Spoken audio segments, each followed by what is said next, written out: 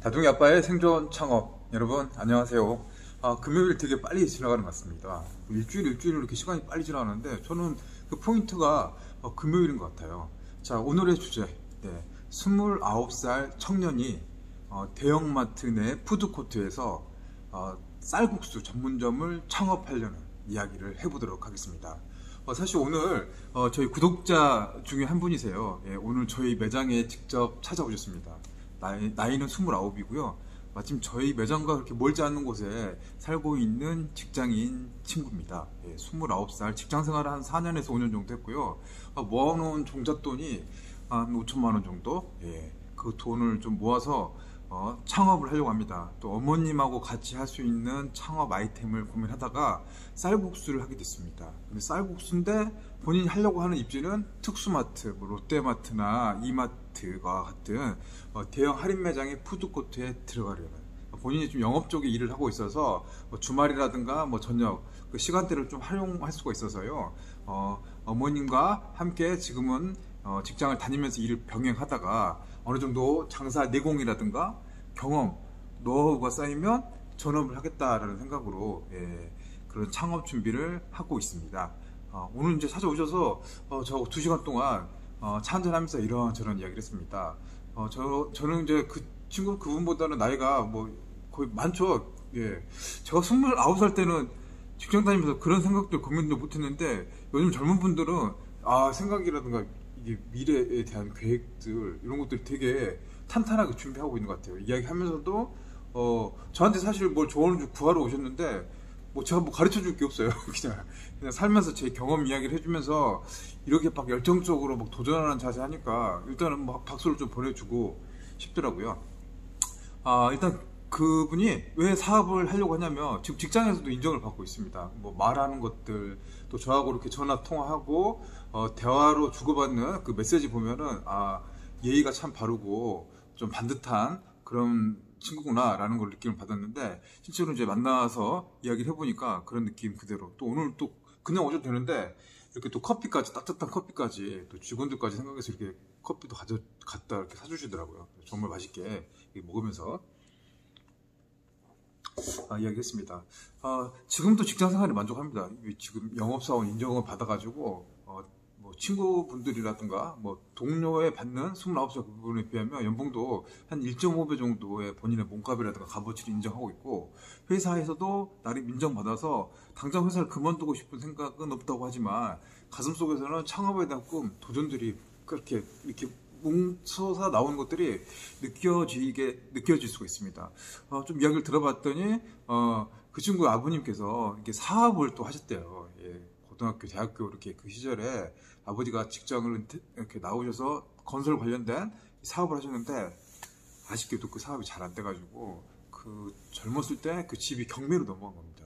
경매 넘어가면은 뭐 명도 소송도 하고 또 뭐 집회관들이 와가지고 법원에서 이렇게 빨간 딱지 붙이고 하면 얼마나 이렇게 마음이 이렇게 충격을 받고 그렇겠어요. 그래서 그때 20살 시절 때 그런 힘든 사정을 겪고 본인은 여기서 반드시 열심히 해서 성공해서 이렇게 하자라고 해서 군대 전역 이후부터는 뭐 등록금, 학비 같은 경우도 본인이 스스로 다 해서 다 납부하고 졸업까지 했다고 합니다. 또 직장도 뭐 대학 다니다 보니까 전장도 받고, 그러니까 공부도 열심히 하고 또 일도 열심히 해가지고 이런 것들에서 이제 스스로 졸업을 할 수 있는 상황, 뭐 집에 기댈 수 없는 상황이니까 자립심이라든가 책임감이 더 커졌던 것들, 이런 것들이 기본 이제 내공이 되니까 이제 창업에 대한 것들도 자연스럽게 나오게 되는 것 같아요.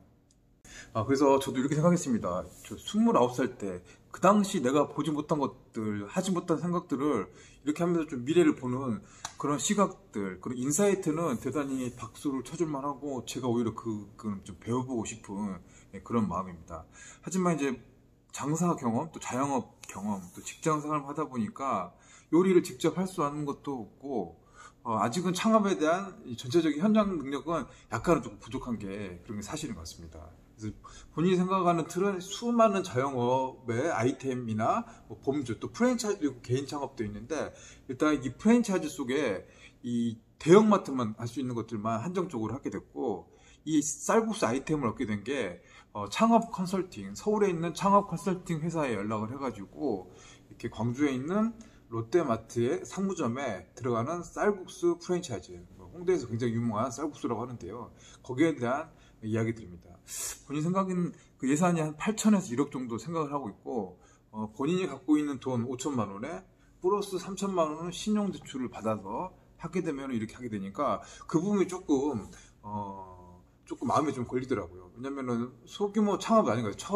그 나이 때 처음으로 시작하는 사업이 대형마트에서 한 1억 가까이 돈을 투입해서 경험이 없는 어머님과 29살 청년이 사업을 하는 건데 굉장히 좀 리스크가 좀 있지 않을까 싶은 염려스러운 마음이 좀 들었습니다. 그래서 지금 일단은 시각 자체 거기에 조금 이제 집중을 하고 있는 것 같은데, 조금 더 눈을 좀 돌려서 여러 가지 좀 범위를 봐라. 이 창업을 하든 안 하든 간에 이 공부는 굉장히 중요한 거니까 한쪽 말만 듣고 한쪽만 깊이 가면 안 된다. 그리고 거기에 대한 세부적인 견적들이라든가 내용들, 비용에 대한 산적에 대한 그 구체적인 뭐 데이터들도 아직은 조금 부족한 것 같더라고요. 그래서 구체적인 데이터, 이 상황들, 뭐 인테리어 비용이라든가 시설 집기, 기타 뭐 가맹비, 월 로열티, 뭐 그다음에 롯데마트하고 계약 관계, 임대료 계약 관계, 뭐 운영 기간이라든가 이런 부분들을 조금 더 이렇게 명확하게 분석을 하고 면밀히 세팅을 한 다음에 그때 하든지 안 하든지 결정한 것도 좀 늦지 않을 것 같다라고 이제 그런 이야기를 했습니다.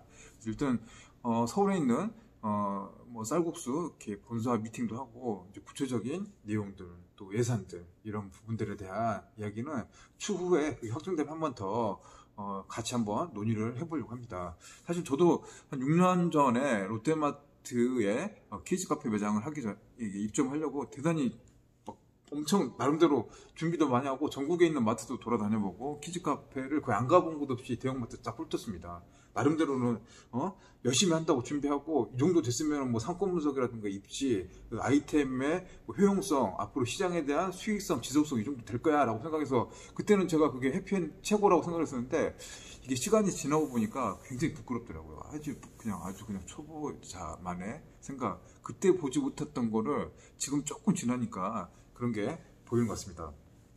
그래서 이제 그분한테 좀 말씀드렸던 게 이 대형마트에 대한 것들에 대한 이야기를 한 번 더 좀 언급을 해드렸습니다. 여러분도 대형마트 제가 몇 차례 이야기를 해드렸는데 인구 구조의 변화, 1인 가구가 지금 엄청 늘어나고 있습니다. 1인 가구 지금 한 28%, 곧 있으면 한 30% 정도 될 것 같아요. 10가구 중에 3가구는 1인 가구입니다. 1인 가구가 소비하는 것들이 과연 롯데마트나 이마트, 홈플러스 가서 시장에 이렇게 사가지고 이렇게 카트 끌고 이렇게 할까요? 그러지 않을 겁니다. 자기 먹을 것만 조금.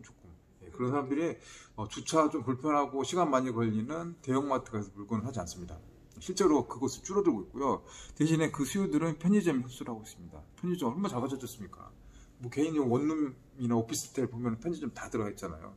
편의점의 개념은 앞으로도 더 늘어나갈 시장이 편의점이라고 봅니다. 경쟁은 치열하지만, 왜냐면 1인 가구들은 이 편의점을 본인의 냉장고로 이용할 겁니다. 주방으로. 그런 시대가 이제 왔다. 저는 그렇게 생각을 하고 있습니다.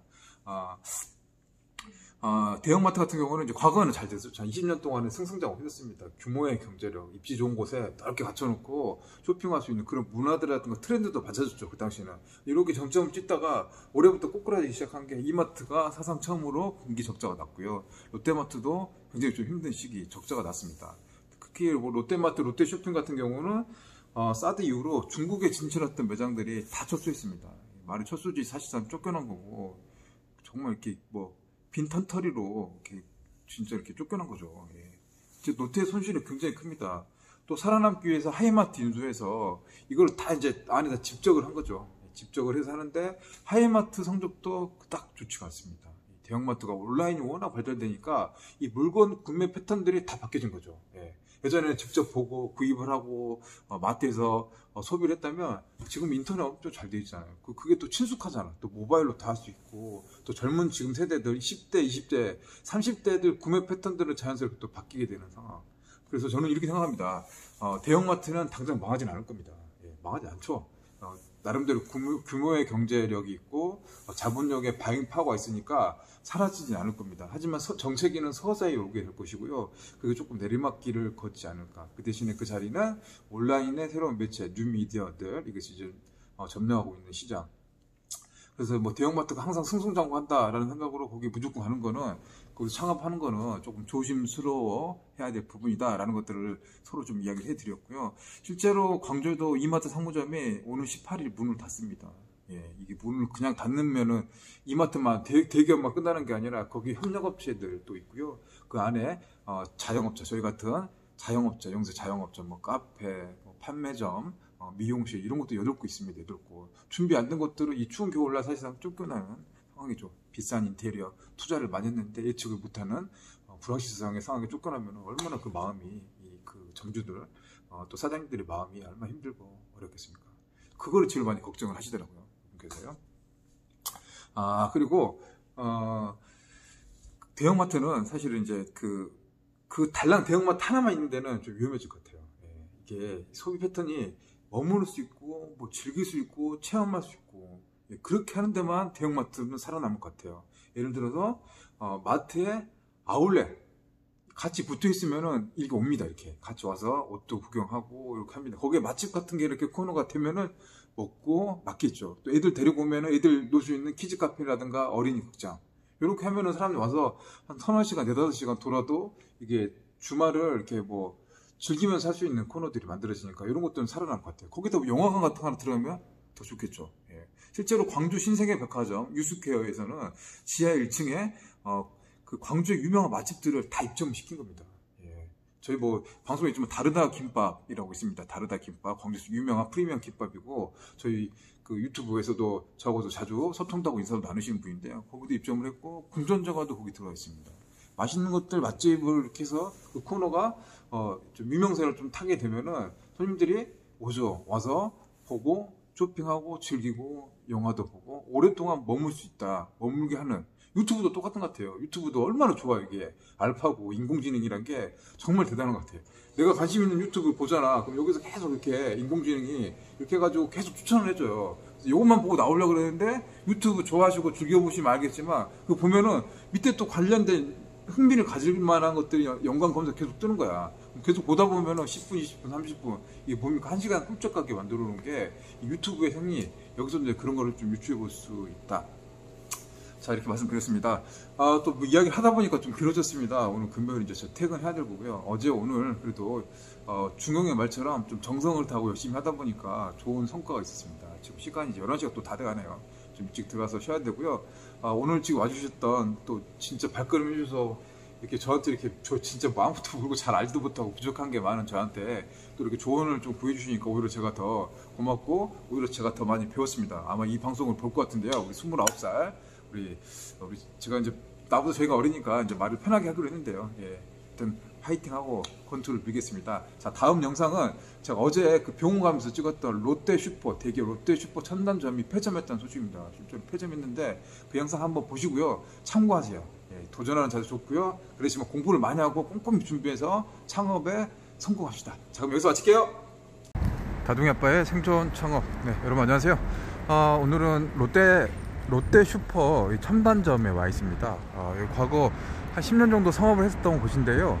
최근 들어서 이 롯데슈퍼도 폐업을 하게 되었습니다. 롯데슈퍼 안에도 롯데리아도 있고 여기서 이제 입점해 있는 헤어클럽을 비롯해서 안경점도 있고요. 또 네일아트도 있는데 이게 이제 폐업하니까 덩달아 다 폐업해지는 그 모습들 보입니다.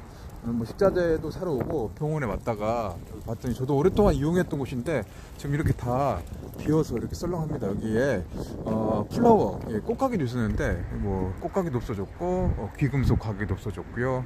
예, 다 없어졌습니다. 네, 안내문도 이렇게 붙어져 있습니다. 롯데리아 첨단점인데